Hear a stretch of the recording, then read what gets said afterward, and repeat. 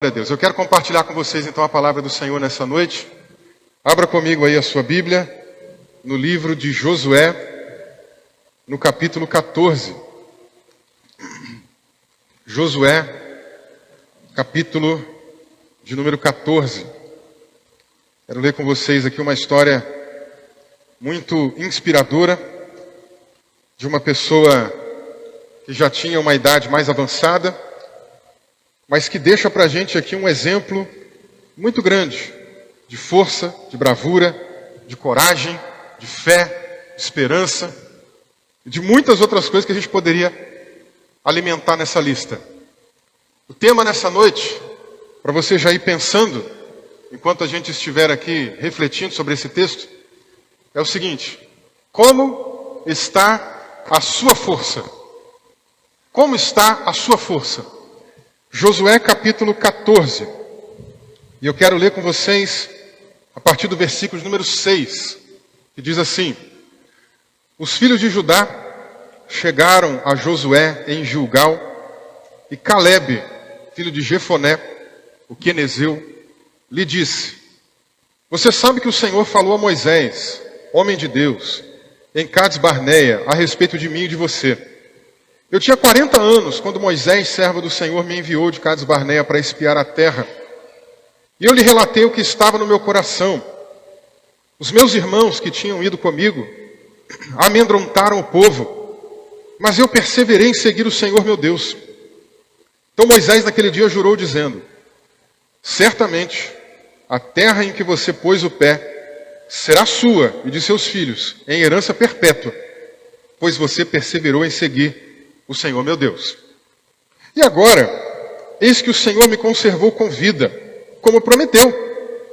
45 anos se passaram desde que o Senhor falou essas palavras a Moisés, quando Israel ainda estava no deserto. E agora, eis que estou com 85 anos. Estou tão forte hoje, como no dia em que Moisés me enviou. A força que eu tinha naquele dia, eu ainda tenho agora, tanto para combater na guerra, como para fazer o que for necessário. Dê-me agora esse monte de que o Senhor falou naquele dia, pois naquele dia você ouviu que lá estavam os anaquins, morando em cidades grandes e fortificadas. Se o Senhor Deus estiver comigo, poderei expulsá-los, como ele mesmo prometeu. Josué o abençoou e deu a cidade de Hebrom a Calebe, filho de Jefoné, para ser a herança dele. Por isso, Hebrom passou a ser de Calebe, filho de Jefoné, o quenezeu, em herança até o dia de hoje, visto que havia perseverado em seguir o Senhor, Deus de Israel. Antes disso, o nome de Hebrom era Kiriat Arba. Este Arba foi o maior homem entre os anaquins, e a terra repousou da guerra. Amém? Feche seus olhos comigo aí, vamos orar. Senhor nosso Deus e nosso Pai, nós queremos mais uma vez te agradecer, Senhor, te render graças. Obrigado, Deus. Obrigado por esse tempo que o Senhor preparou para a gente. Obrigado, Senhor, por essa noite. Obrigado, Deus, pela oportunidade de nós louvarmos o Teu nome, de nós engrandecermos o Teu nome. Tempo tão abençoado que foi aqui, ó Deus, poder cantar esses louvores. Tempo tão abençoado foi poder ver aqui as crianças, ó Deus, também, ó Pai, vindo para receber oração. Tempo abençoado tem sido, Senhor, estar na Tua presença. E nessa noite, ó Deus, nós também te rendemos graça pela palavra do Senhor, que há de ser compartilhada conosco. Vem ministrando ao nosso coração, derramando o Teu poder sobre nós. Que a Tua palavra venha ao nosso encontro, ó Deus, de uma maneira poderosa, transformadora. Eu costumo orar, Senhor, fala também comigo. E fala através de mim, Senhor. Que a gente aqui nessa noite possa ser tocado pelo Teu Espírito Santo. A gente não quer voltar para casa como a gente entrou, não. Pode ser, ó Deus, que a maioria de nós tenha até entrado aqui bem hoje. Bem espiritualmente, bem emocionalmente. Outros podem ser, talvez, que tenham entrado aqui, ó Deus, com o coração aflito, preocupado. Mas, ó Deus, não importa. Mesmo quem entrou bem, que ele saia ainda melhor. Quem entrou preocupado, ansioso, angustiado, Senhor, que o Teu Espírito Santo traga um renovo, traga transformação e que essa pessoa saia daqui hoje diferente pelo poder do Teu Espírito Santo. Vem falando conosco, Senhor. Nós te suplicamos. Porque bom é ouvir a tua palavra. E a tua palavra, Senhor, a gente tem convicção. Ela transforma a nossa vida. Porque ela tem transformado o nosso ser. Te colocamos então, Senhor, o nosso coração aberto e disposto a ouvir a tua voz. E que o Senhor possa fazer conosco, conforme a tua doce, graciosa e soberana vontade. Nós assim oramos e agradecemos a ti, no nome de Jesus. Amém e amém. Amém, meus irmãos? Como eu já adiantei para vocês, nessa noite, eu quero então meditar nesse texto aqui de Josué capítulo 14, com base nesse tema. Como está a sua força? Como é que tem andado a sua força? Podemos pensar em força como uma linguagem simbólica para outras coisas. Como é que vai a sua fé? Como é que vai a sua esperança? Como é que vai a sua confiança no Senhor? Como é que vai a sua vida cristã? Como é que vai uma série de outras coisas que envolvem o nosso servir a Cristo, a nossa jornada com o Senhor? Força, na verdade, aqui é só um símbolo. Você vai perceber ao longo da mensagem que nós precisamos de muita coisa para servir a Deus. E força é só uma delas. Força física, de acordo com o contexto aqui da passagem que a gente leu. Mas talvez nós possamos de outras forças, precisamos de outras forças também. Precisamos talvez de força mental, de força emocional, força espiritual.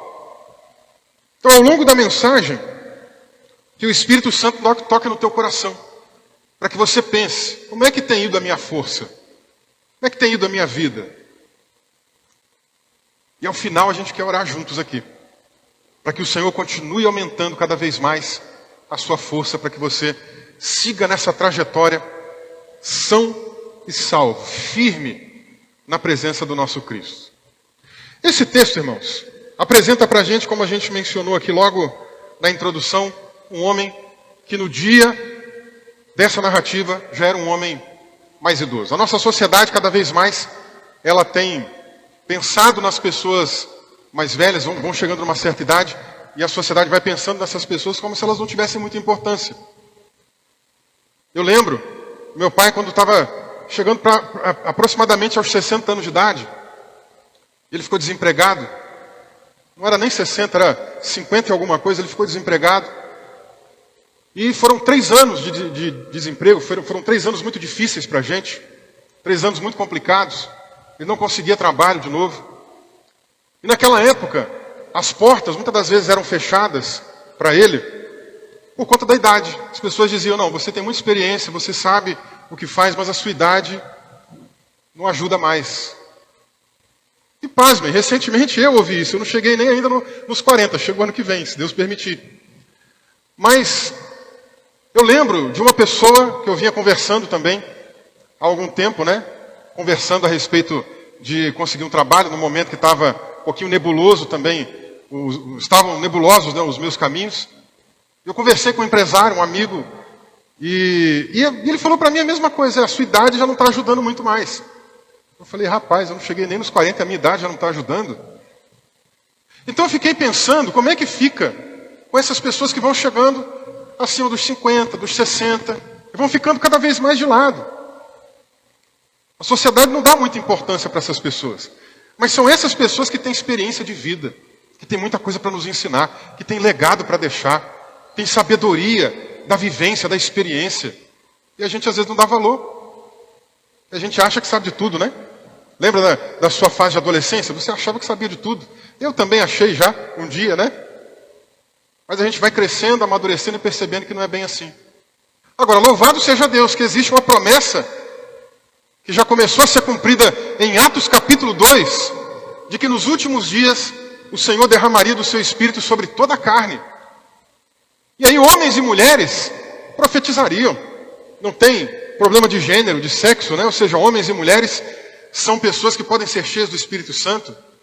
Servos e servas, né? Pessoas de uma classe social mais baixa, que eram escravos naquela época, também poderiam ser cheios do Espírito Santo. Que notícia maravilhosa! porque eu não sou rico.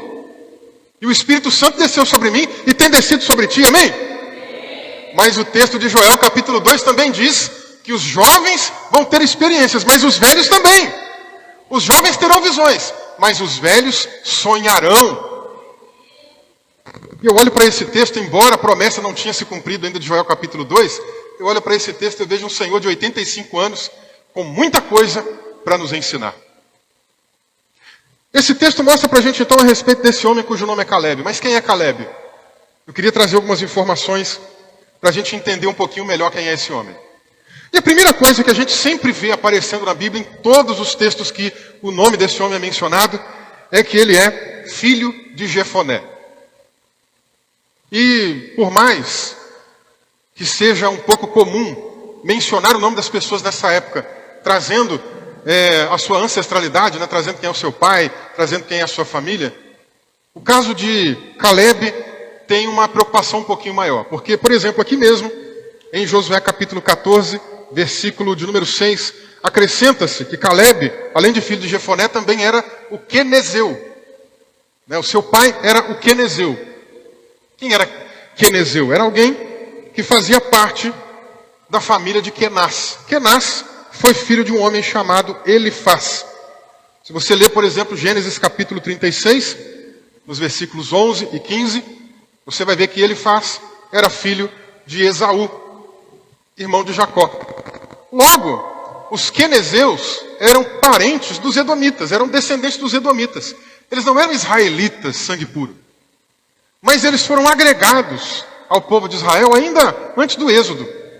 Então você vai ver, por exemplo, Caleb, melhor dizendo, né? Caleb representando a tribo de Judá. Ele era um dos espias que Moisés separou e enviou para ver como é que era a terra prometida. Inclusive, vamos abrir o texto bíblico, né, para entender melhor como é que isso aconteceu. Deixa marcado aí em Josué capítulo 14, que a gente vai voltar aqui algumas vezes, mas vá comigo um pouquinho antes, no livro de Números. Volte aí algumas páginas na sua Bíblia, no livro de Números, capítulo de número 13. Eu quero ver com vocês aqui um pouco desse episódio, de quando Moisés levanta alguns homens de diversas tribos, e esses homens então são enviados até a terra prometida, para ver como ela era. Eles vão até lá, voltam com uma amostra de uma fruta bem grande, né? De um cacho bem grande de frutas. Eles mostram que aquilo que Deus havia prometido era verdade, Deus não os enganou, é muito interessante isso. Deus prometeu que daria para eles uma terra que mana leite e mel. Eles foram até lá, viram a terra, conheceram a terra, pisaram a terra, trouxeram a amostra da terra, trouxeram frutas grandes. Mas aí olha o que acontece aqui em Números capítulo 13 e versículo 26 em diante. Vieram a Moisés, a Arão e a toda a congregação dos filhos de Israel em Cádiz, no deserto de Parã. Fizeram um relato do que tinham visto, a eles e a toda a congregação, e mostraram-lhes o fruto da terra. Relataram a Moisés e disseram: fomos à terra a qual você nos enviou. De fato, é uma terra onde mana leite e mel. Estes são os frutos dela. Mas o povo que habita nessa terra é poderoso, e as cidades são muito grandes e fortificadas. Também vimos ali os filhos de Anak. Os amalequitas habitam na terra do Neguebe. Os heteus, os jebuseus e os amorreus habitam nas montanhas. Os cananeus habitam perto do mar e na beira do Jordão. E aí olha o versículo 30, o que acontece então? Depois desse relatório, que começa positivo e se torna negativo, diz o versículo 30 que Caleb fez calar o povo diante de Moisés e disse: vamos subir agora e tomar posse da terra, porque somos perfeitamente capazes de fazer isso. Porém, os homens que tinham ido com ele disseram: não podemos atacar aquele povo porque é mais forte do que nós. Veja, irmãos, eles vão até a terra, conhecem a terra. A terra, de fato, é tudo que Deus disse que ela tinha. Deus disse que ia dar uma terra que mana leite e mel. Claro que é uma linguagem simbólica, né? Para dizer que era uma terra muito abençoada, uma terra fértil. Eles trazem a amostra para mostrar a fertilidade da terra. Imagina um cacho de uva bem grande. Os homens olham aquilo e ficam maravilhados. Olha só como é que essa terra é boa, hein? O que a gente plantar lá vai dar certo. Eles trazem essas amostras e estão dizendo, gente, Deus não enganou a gente não, a terra é boa mesmo. Até aqui o relato está positivo. Mas eles começam a mudar o relato. E começam a dizer agora uma coisa muito negativa, dizendo, olha, a terra é boa, mas, porém, tem uns gigantes lá dentro. Tem uns homens muito grandes lá. Num outro momento aqui, eles chegam a dizer que se sentiram, perante aqueles homens muito altos, como gafanhotos. Se sentiram pequenos. Baixíssima autoestima daqueles homens. E pior do que a autoestima, porque a autoestima ainda pode ser também uma coisa traiçoeira. Mas pior do que a baixa autoestima. A baixíssima confiança no Senhor. Aqueles homens estão trazendo esse relatório negativo. Jogando um balde de água fria. Gente, eram cerca de 3 milhões de pessoas que saíram do Egito. Quando eles começam a mostrar que o negócio é bom, o povo vai na onda, né? Olha lá, que bênção, né? Aleluia. Olha lá, tamanho do cacho, a terra é boa mesmo, Deus é fiel, Deus é muito bom. Na hora que eles começam a relatar que a terra tem essa dificuldade, que tem esse desafio para eles, começa a haver um burburinho. Imagina, 3 milhões de pessoas agora começando a cochichar uma com a outra. Não, que isso, olha lá, que absurdo. De novo Moisés está aprontando com a gente. Já não basta ele ter mandado a gente chegar até o Mar Vermelho, né? Já não basta a gente ter passado todo esse tempo de deserto, passado de dificuldade, só está comendo maná esse tempo todo, e agora ainda vem mais essa. Imagina o burburinho que começa a dar, né? E Caleb é um homem de muita coragem. Nessa época ele tinha 40 anos de idade. Muita coragem. E ele interrompe o povo. Não sei como é que ele fez, deve ter levantado as mãos. Gente, peraí, ter batido palma, segura. Eu dei aula para uma turma no ano passado, uma turma de mais de 40 alunos. E era incrível, você falava um negócio. A hora que saiu uma piadinha, porque é assim mesmo, né? Sala de aula a gente sabe como é que é. Saiu uma piadinha, são alunos adultos, né? Para deixar bem contextualizado. Não são crianças. São alunos adultos. De um curso de teologia, que não era para perder tanto esse controle. Mas, você falava um negócio, um aluno lá no fundo brincava com o que foi dito, pronto, dali o negócio alastrava para cá, alastrava para cá, alastrava para cá, pegava a sala inteira. E tinha hora que eu tinha que fazer igual aquelas professoras de salinha infantil, sabe? Começar a bater na mesa, gente, vamos lá, foco, bater palma. Agora imagina, o povo perdendo foco ali, gente, caindo na onda do relato negativo. O mesmo povo que pode te aplaudir um dia, que pode dizer que você é muito bom, que você é muito legal, pode daqui a pouco, não é nem amanhã, é daqui a pouco, em fração de segundos, mudar a opinião sobre você. Tome cuidado. E aí esse mesmo povo que no primeiro momento está lá festejando, já está agora querendo matar Caleb, querendo matar Josué. Vai comigo para o capítulo 14. Capítulo 14, versículo 6, aqui de Números, tá? Capítulo 14 de Números, versículo 6, até o 10. Olha o que conta aqui para a gente agora. Versículo 6. E Josué, filho de Num, e Caleb, filho de Jefoné, que eram daqueles que espiaram a terra, rasgaram as suas roupas e falaram a toda a congregação dos filhos de Israel, dizendo: a terra pela qual passamos para espiar é terra muitíssimo boa. E se o Senhor se agradar de nós, então nos fará entrar e nos dará essa terra, que é uma terra que mana leite e mel. Tão somente não sejam rebeldes contra o Senhor, e não tenham medo do povo dessa terra, porque como pão os podemos devorar. A proteção que eles tinham se foi. O Senhor está conosco, não tenham medo deles. Apesar disso, olha que balde de água fria, né? Apesar disso, toda a congregação, por isso que eu disse que não ficou só lá os 10 espias que estavam com relatório negativo. O povo começou a cair nessa onda. Então diz o 10, toda a congregação disse que Josué e Caleb deveriam ser apedrejados. Que loucura, gente. Que loucura, que povo sem fé. Que povo descrente. Esse aqui é o povo que viu todos os milagres que vinham acontecendo desde a época que Moisés estava conversando com o faraó. A gente tem milagres acontecendo muito antes, mesmo que eles não estavam lá para presenciar o que aconteceu do relato, do diálogo de Moisés com o faraó. O povo ouvia falar, o burburinho foi grande. E depois, quando as pragas começaram a chegar, atingiu toda a nação. E fazia distinção entre o povo do Egito e o povo hebreu. Esse povo viu esses milagres. Esse povo atravessou o Mar Vermelho a seco. Esse povo, no meio do caminho, estava com sede. E só tinha uma água que era amarga, não era água potável. E Deus tornou aquela água em água potável. Esse povo não tinha o que comer no deserto. E Deus fez cair maná do céu. Para eles terem bolo, para eles poderem fazer pão. Para eles poderem ter almoço, comida, o dia inteiro. Esse povo, quando se cansou de comer maná, reclamou. Maná todo dia, maná todo dia. Bom era quando eu estava no Egito que tinha cebola. Olha que cardápio bom, né? Lá tinha cebola. Deus fez vir codornizes e eles comeram. Esse povo reclamou que não tinha água no deserto e Deus fez sair água da rocha. Esse povo, em Êxodo capítulo 20,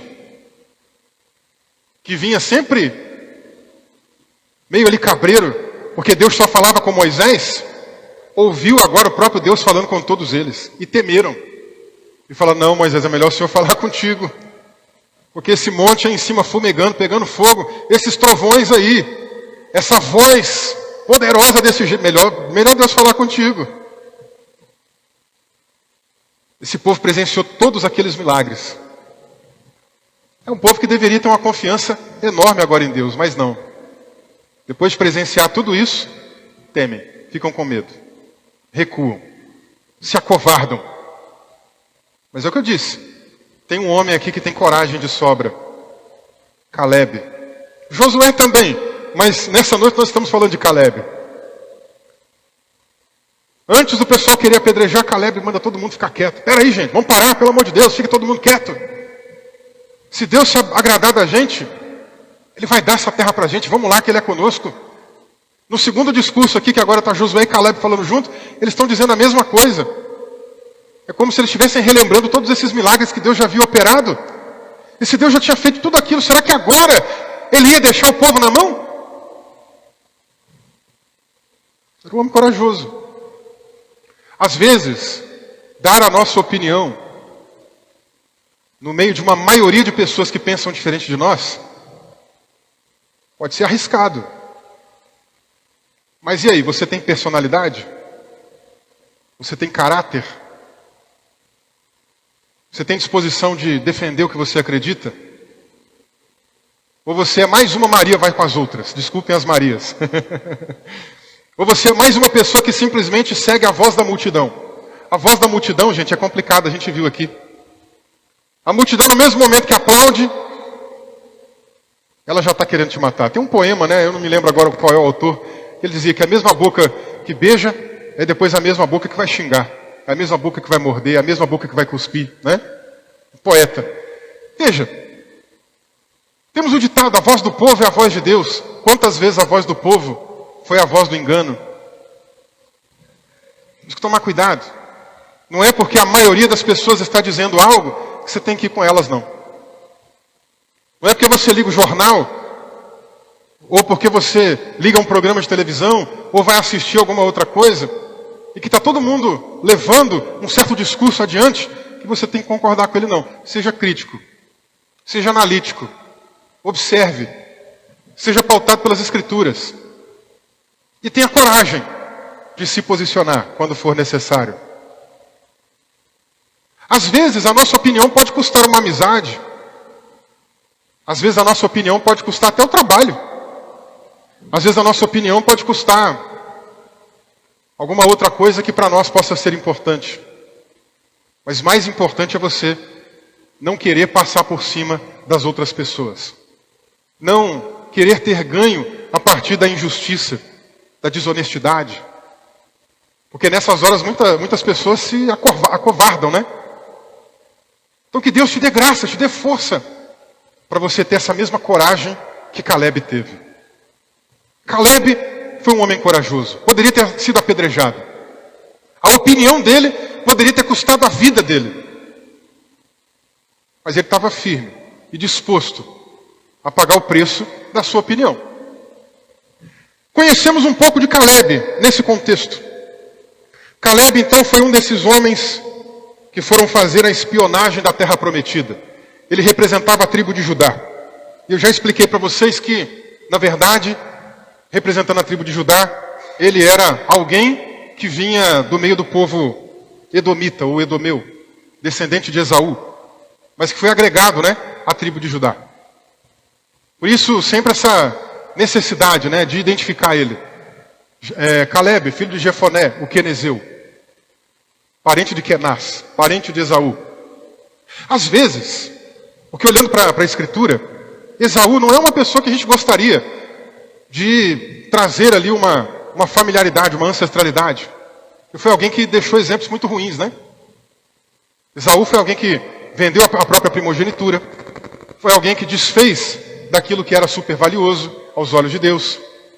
Esaú era para estar lá na lista dos descendentes de Jesus, mas ele abriu mão disso, gente. Olha como é que ele tratou uma coisa importantíssima, como se fosse um prato feito, né? Ele vendeu por um prato de lentilhas. Então não era uma coisa muito boa ser relembrado, né, como alguém que era parente de Esaú nesse caso. Mas olha as coisas que Deus faz. Deus transforma a nossa vida. Talvez a gente possa ter um passado do qual a gente não se orgulhe muito.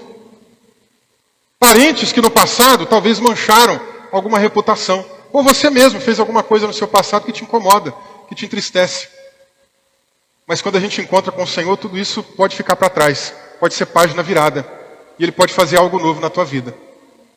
Então não importa se você também é filho de um Kenaz, se você é um quenezeu, se você tem uma reputação que no passado era ruim. O que importa é que quando você encontrou com Jesus Cristo, Ele muda a tua vida para hoje e para todo sempre.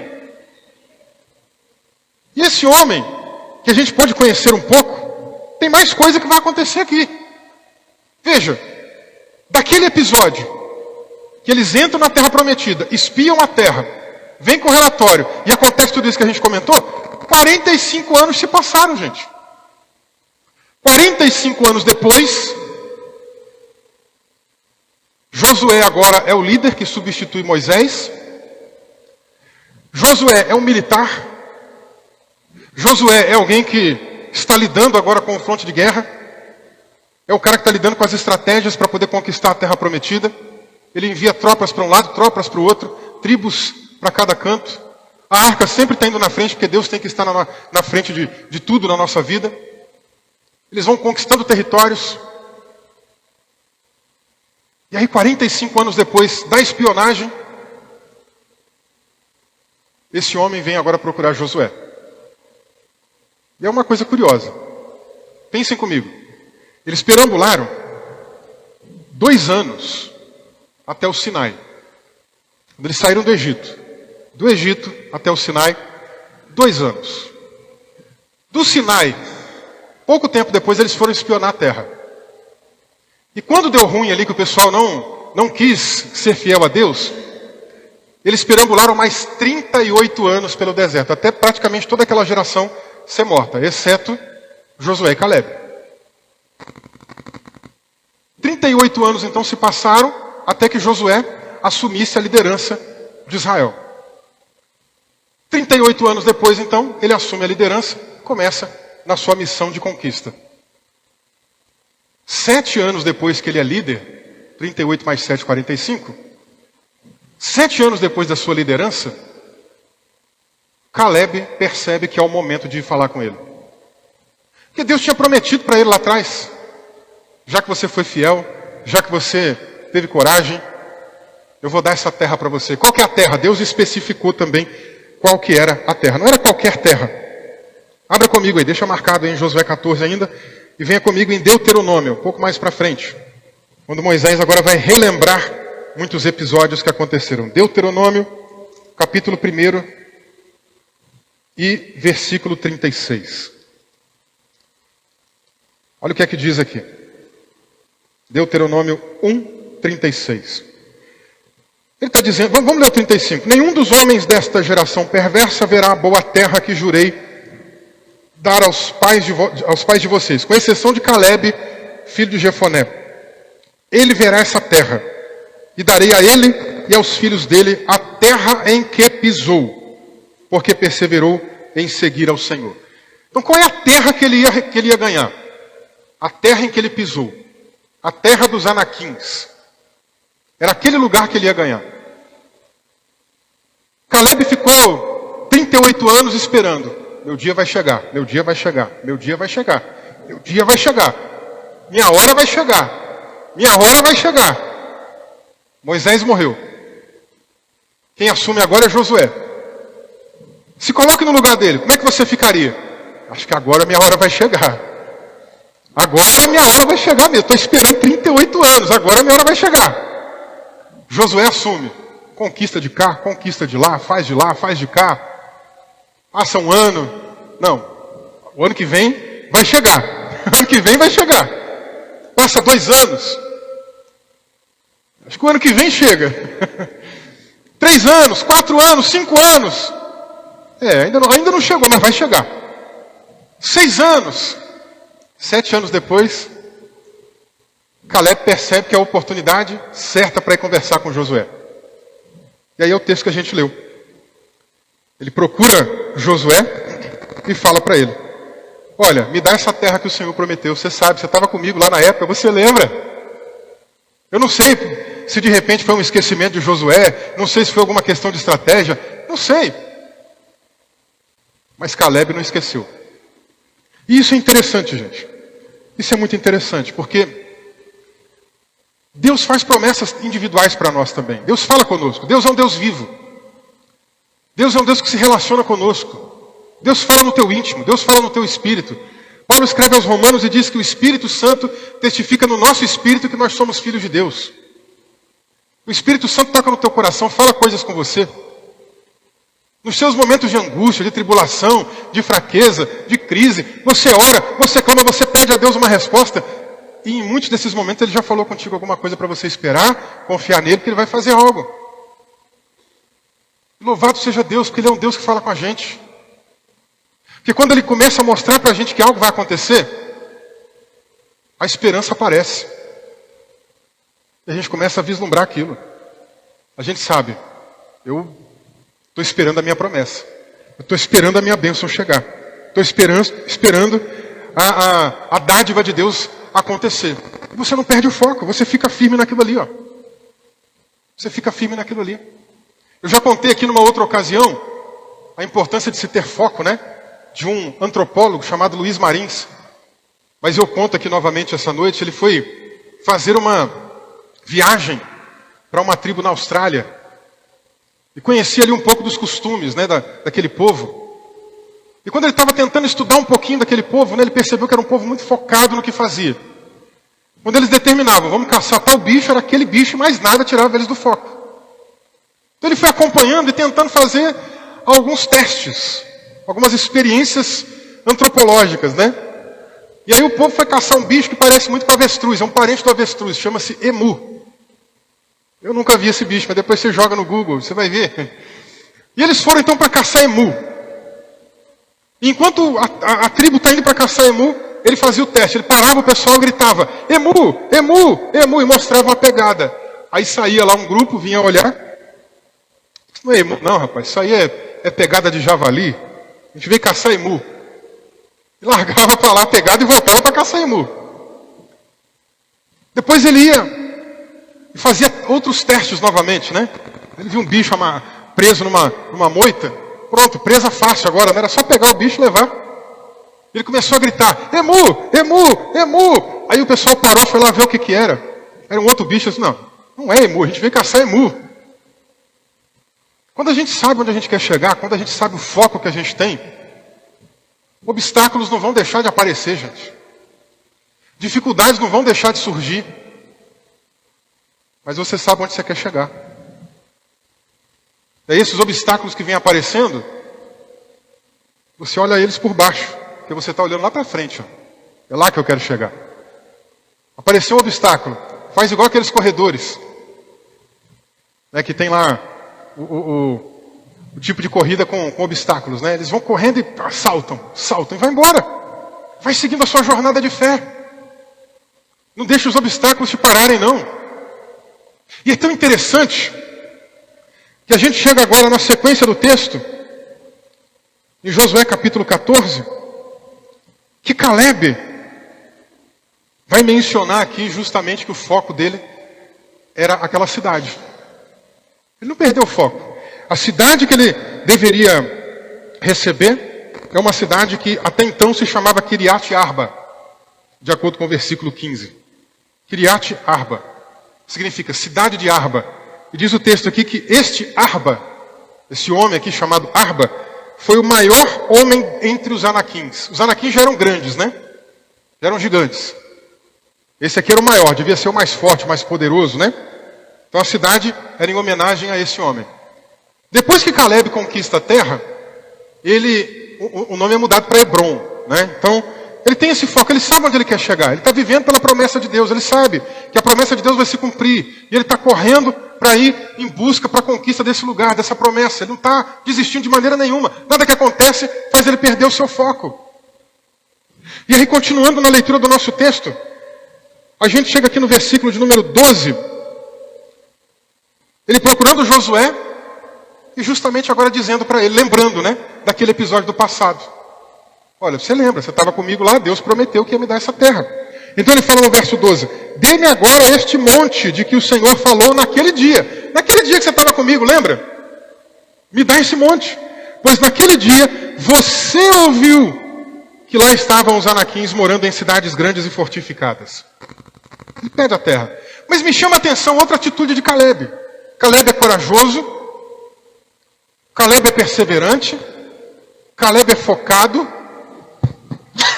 mas Caleb também é uma pessoa que coloca a sua esperança em Deus. Olha o que diz a continuação do versículo 12.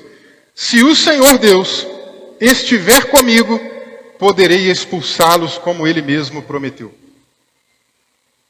Ele tem consciência, gente. Não sou eu pela minha força que vou lá e vou conseguir vencer esse povo, não. A pior coisa é a gente confiar na gente mesmo. Deus usou o profeta Jeremias para dizer que maldito é o homem que confia no próprio homem. E geralmente a gente pensa no próximo, né? Também tem a ver. Mas a continuação do texto diz que faz da sua própria força o seu braço. O grande ponto ali em Jeremias é, maldito é o homem que confia em si mesmo. Aquela pessoa que confia em si mesmo. Olha, eu sou inteligente, eu sei fazer, eu dou conta. Olha, eu sou forte, eu sou hábil, eu tenho entendimento disso, eu tenho capacidade disso. Pode deixar que eu faço. Deixa comigo, bate no peito, né? Temos que tomar cuidado. Não podemos confiar em nós, temos que confiar no Senhor. A nossa força vem dele, gente. A gente não tem controle nem sobre as nossas vidas. Você pode não levantar amanhã, você pode passar mal daqui a pouco, nós não temos controle. Você pode ser uma pessoa que pratica esporte, que faz tudo certinho, se alimenta bem.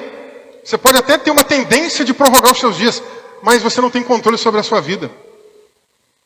Já vi pessoas que estavam lá no mundo do esporte, atletas, alta performance. Do nada a gente escuta a notícia, a pessoa, aconteceu uma tragédia, veio a óbito e tal, né? Você fala, mas como? Nós não temos controle sobre a nossa vida. Maldito é o homem que confia no próprio homem, que faz da sua própria força o seu braço. Caleb está dando uma lição para a gente. Se você tiver que confiar, confie no Senhor. Amém? Confie em Deus. Deus é a sua força. Deus é o seu escudo. Deus é a sua salvação. Confia nele. E o salmista o que diz? E o mais ele? No outro salmo, né, o 37, ele diz isso. Confia nele. E o mais ele fará. Caleb nos ensina ainda mais. Continuando aqui na nossa leitura, Caleb diz para a gente algo muito interessante. Volte comigo alguns versículos. Versículo 10. E acompanhe comigo o que ele vai dizer aqui para Josué nesse contexto. E agora eis que o Senhor me conservou com vida, como prometeu. Mais uma vez, outra lição.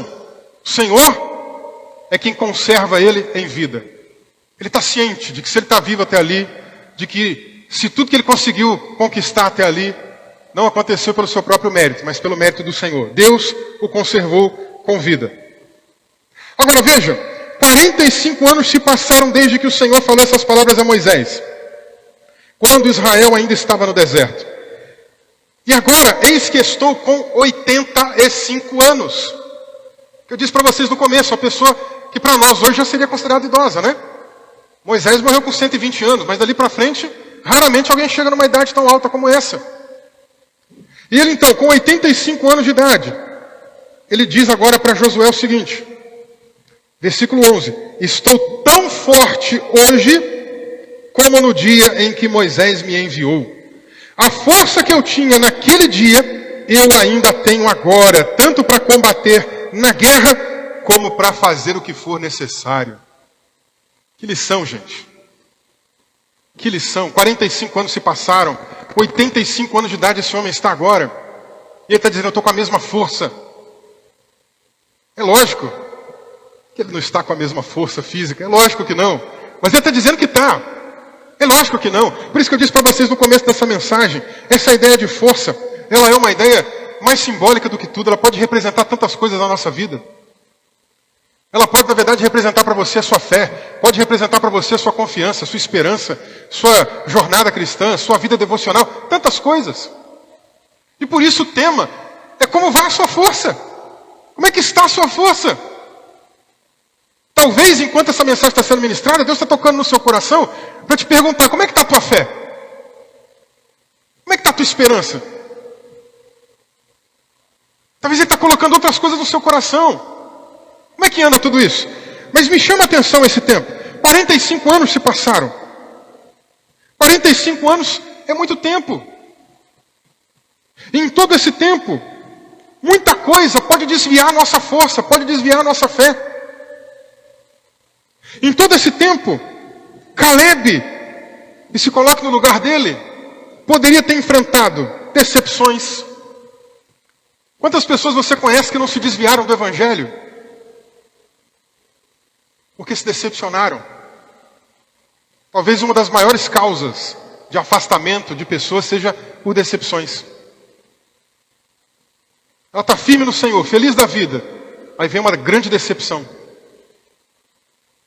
De alguma coisa no Evangelho, na própria comunidade de fé. Se decepciona. Abandona o barco. Caleb poderia também ter enfrentado não só a questão das decepções, poderia ter enfrentado traições. Quem é que gosta de ser traído? Ninguém. Aquela pessoa que você deposita a sua confiança, você pensa assim, essa pessoa está comigo mesmo, ela está dizendo que está comigo. Lembra lá, Pedro bate nos ombros de Jesus e fala, Jesus, estou contigo, hein? Estou contigo. Se você for preso, eu vou ser preso junto. Se morrer, eu morro junto. Ah, tá bom. O dia que Judas foi lá e beijou Jesus para identificar quem era o Messias, né? E os soldados romanos vieram, o Pedro, ó, deu no pé. Tá cheio de gente assim, tamo junto, hein? Tamo junto. Aí na hora do vamos ver, cadê a pessoa? Sumiu, desapareceu. Ou pessoas que talvez você confidenciou algumas coisas, confiou, abriu seu coração, e essa pessoa te traiu, te magoou. É doloroso, é um processo doloroso, gente. Mas tem gente que se desvia. Tem gente que não aguenta, não suporta. Caleb poderia ter enfrentado enfermidades. Quantas pessoas que nas enfermidades se diziam, tem um rei aqui na Bíblia, que era um homem que servia a Deus. Aí ele ficou leproso. Parou de buscar Deus. Como se Deus fosse obrigado a curar a gente de todas as enfermidades que a gente tiver. A gente encontra pessoas assim. Pessoas que vêm, buscam a Deus na hora da enfermidade, vêm, buscam, adoram. Tem tudo que tiver na igreja, a pessoa vem. Aí ela é curada. Ela vai embora. Porque ela só queria a bênção, só queria a cura. Mas quantas pessoas, no meio da enfermidade, por não serem curadas, vão embora? Desistem de Deus. Caleb poderia ter enfrentado não só coisas ruins, coisas boas também. Coisas boas, às vezes, podem nos separar de Deus. Olha que interessante. Bênçãos, sucessos. Às vezes, bênção pode se tornar uma maldição, se você não souber utilizar essa bênção. Cansei de ver pessoas lá no interior onde eu morava, queria ter um carro para abençoar a obra, para levar os irmãos, para dar carona. Aí olha que coisa, ganhou o carro. Parou de ir na igreja. Começou a usar o carro para outras finalidades. Para ir para balada, para ir para não sei aonde. Ué, mas não queria o carro para ajudar na obra? Para ajudar a Deus? Para fazer a obra de Deus? Para ajudar os irmãos? Abraão começou a passar por esse processo. Quantas vezes ele não sonhou com um filho? Aí quando nasceu Isaac. Antes era Deus e Abraão, Deus e Abraão, Deus e Abraão. Nasceu Isaac, agora é Isaac e Abraão, Isaac e Abraão. Aí Abraão tem a orelha puxada. Um dia Deus chama ele lá e fala: Abraão, pega o teu filho, teu único filho, Isaac é quem amas. Tem horas que a gente tem que tomar cuidado, porque a bênção pode tornar maldição. O sucesso às vezes pode tornar maldição. Cuidado. Nós queremos o sucesso, nós queremos as bênçãos. Mas use as bênçãos e os sucessos para a glória de Deus. Não para se afastar dele. Quando eu vejo Caleb dizendo: 45 anos se passaram e a minha força hoje é a mesma lá de trás, eu tiro uma lição muito grande para a minha vida. E eu acredito que você também pode tirar para a sua. 45 anos se passaram.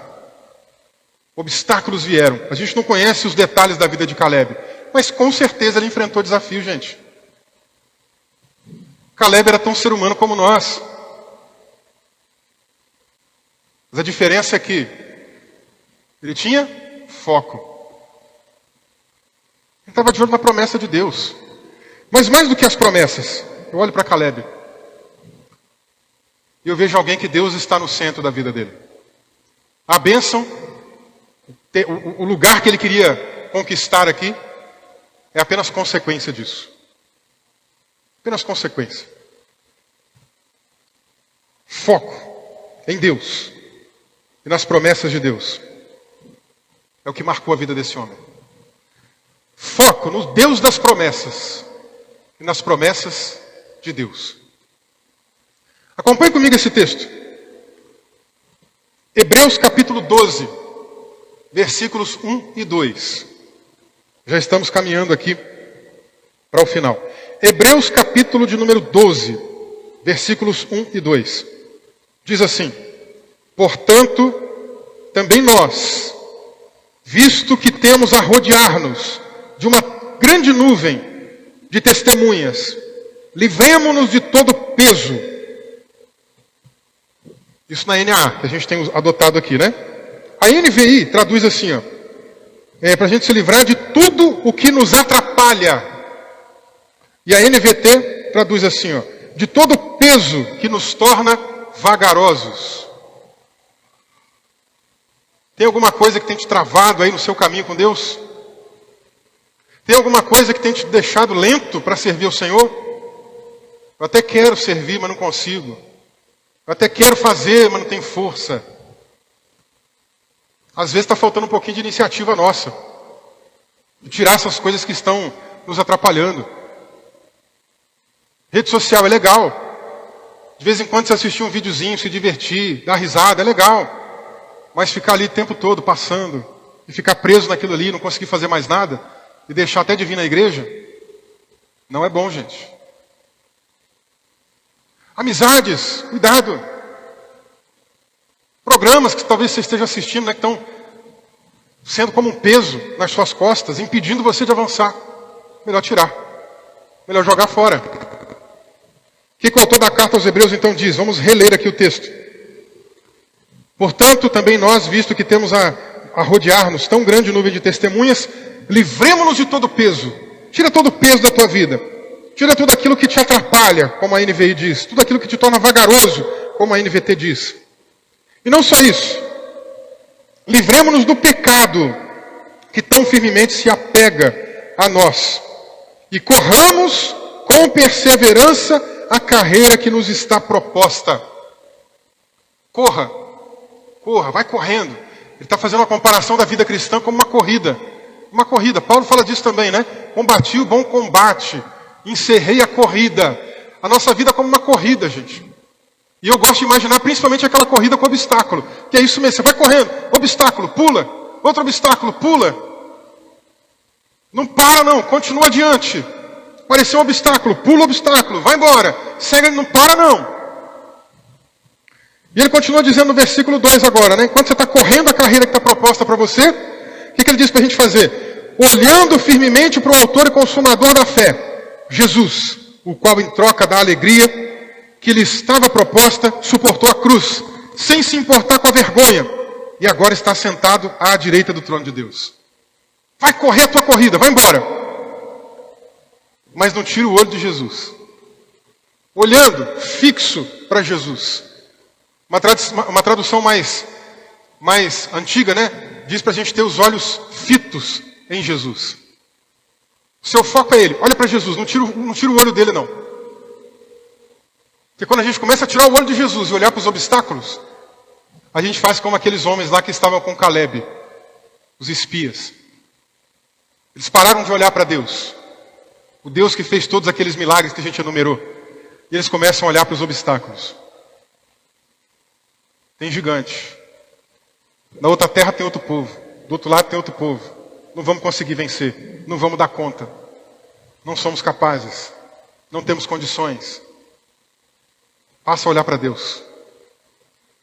Josué e Caleb, em Números 14 a gente leu. Eles começaram a dizer, não, vamos olhar para Deus, vamos olhar para Deus. Com Deus nós vamos devorar esses homens, como a gente devora um pedaço de pão. Eu costumo brincar. Que aqueles homens se viram, né, se enxergaram como gafanhotos, né, perto daqueles vários homens gigantes lá, né? Mas eu costumo brincar assim, você já viu uma nuvem de gafanhoto? O que ela faz? Quando vem aquele monte de gafanhoto passando numa plantação, devora tudo, gente. Deixa tudo zerado. Olhar para Deus, eu posso até me sentir um gafanhoto perto daquele pessoal lá, mas olhar para Deus me dá força para eu conseguir entender que uma nuvem de gafanhoto vai passar por ali e devorar tudo. Você vai encontrar obstáculos na tua jornada cristã, na tua corrida de fé. Pessoas vão te trair. Não vou te enganar aqui nessa noite. Vem para Jesus. Continua em Jesus que a tua vida vai ser um mar de rosas. Não, gente, eu sei que não. A minha não tem sido desde que eu entreguei minha vida para Ele. A grande diferença é que a gente passa por tribulações, mas com o coração em paz. Eu não esqueço uma vez que eu estava no meu trabalho, na indústria onde eu trabalhava em Minas. Estava lá diante do computador, digitando, escrevendo. Era de manhã. E Deus me trouxe assim um entendimento naquela hora, uma revelação naquela hora, de que eu ia passar por uma tribulação em breve. Um negócio incrível, gente. Eu assim, trabalhando sem nada, não estava orando, estava trabalhando, focado no trabalho. De repente, como se fosse assim um flash, né, de Deus. E a voz de Deus no meu coração, você vai passar por uma luta em breve. Grande, mas eu estou contigo. Aí, claro, na hora, né, quem é que gosta de luta? Só Tiago, né, que escreveu a carta. Tenham por motivo de alegria passar pelas tribulações, né? Eu não gosto não, se alguém gosta aqui eu não sei. Eu não gosto. Mas naquele dia, quando essa mensagem de Deus veio ao meu coração, claro, no primeiro momento a gente se assusta, né? Mas no outro momento tem a palavra de Deus, Ele está comigo. E se Ele está comigo, está tranquilo. Vambora. Não deu um mês.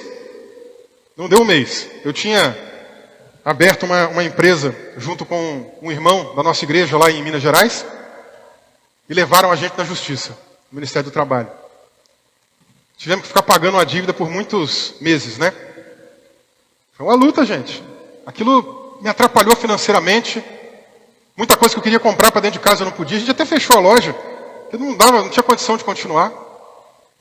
E resultado, passamos pela tribulação, passamos pela prova. Mas o Senhor deu graça. Ele falou que ia estar comigo e Ele cumpriu a promessa dEle. Você vai passar por tribulações também. Você vai enfrentar traições. E eu não estou falando de traição, de relacionamento conjugal. Longe disso. Jamais quero que uma coisa dessa aconteça. Mas traições de pessoas que a gente abre o coração, que a gente conversa, que você confia, que você se confidencia. Daqui a pouco a pessoa está te passando a rasteira. A gente passa por isso. E pior, gente, às vezes até na igreja, né?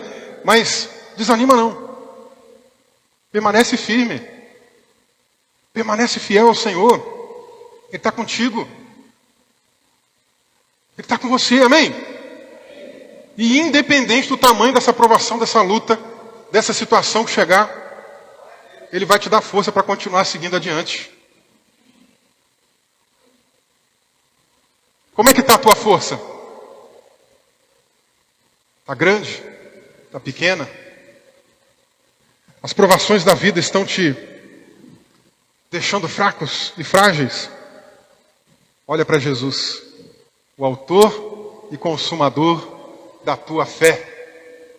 Olha para Ele, não olha para o tamanho da tribulação, não. Não olha para a traição, não olha para o desgosto, não olha para aquilo que fizeram de mal para você, olha para Jesus. Olha para Ele. E vai pulando os obstáculos, pela glória dEle e pela graça dEle. 1 aos Coríntios capítulo 15, versículo 58.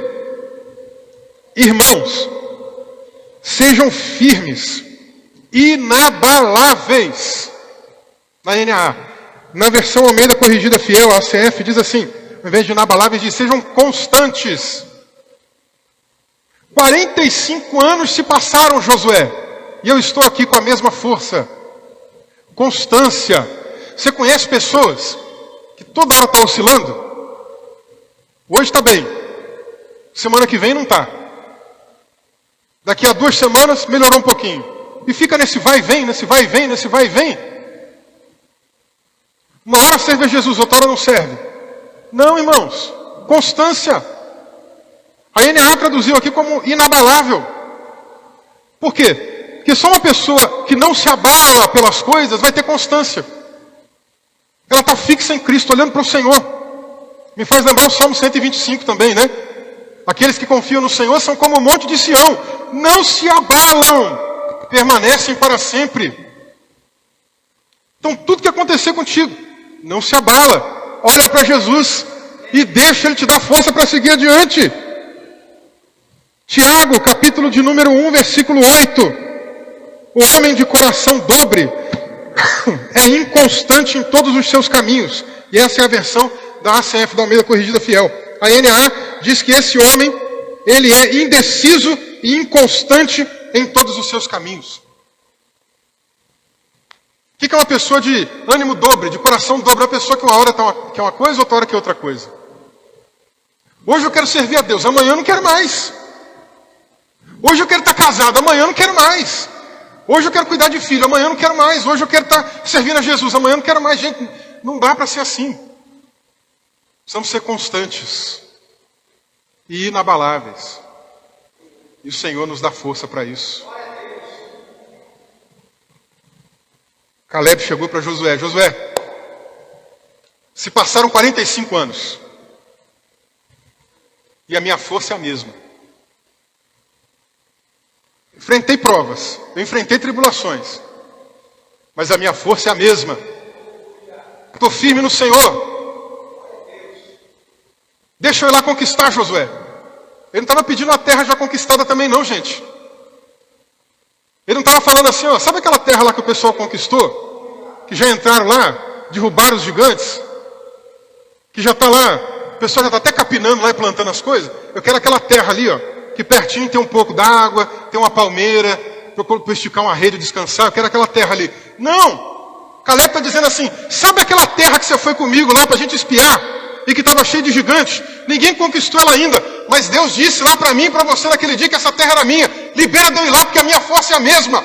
45 anos se passaram e eu quero ir lá conquistar essa terra. Se Deus me der força, se Deus me der vigor, se Deus me capacitar, eu vou conquistar aquele lugar. Josué olhou para ele e falou, está abençoado meu filho, vai lá. Caleb foi lá e conquistou a terra. E o capítulo 14 termina com uma notícia muito boa. Depois dessa conquista de Caleb, veja comigo aí o final do versículo 15. Josué capítulo 14, versículo 15, o finalzinho, o que diz aí? E a terra repousou da guerra. Vai lendo depois a sua Bíblia aí, vai passando, vai folheando aí, ó. O que vai aparecer aí depois, ó? As heranças sendo divididas, ó. Capítulo 15, herança dividida. Capítulo 16, herança de Efraim. 17, a herança de Manassés. 18, a divisão do resto da terra. 19, a herança de Simeão. 20, as cidades de refúgio são implantadas. 21, a cidade dos levitas. 22, Josué abençoa e despede o povo. 23, Josué exorta o povo a obedecer à lei. 24, Josué se despede do povo. E acaba o livro.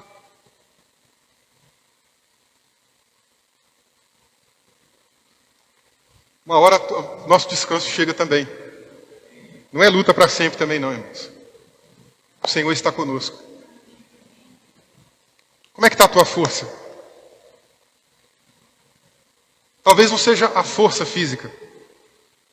Como é que está a tua força emocional? Como é que está a tua força espiritual? Você tem conseguido orar? Ler a Bíblia? Como é que está a tua força de fé? Sua crença, sua confiança no Senhor? Como é que estão as outras áreas da tua vida? Se tem alguma coisa na tua vida que você, de repente, deu aquela oscilada, mas quer que o Senhor continue te abençoando, para te erguer, para te levantar, vem aqui na frente.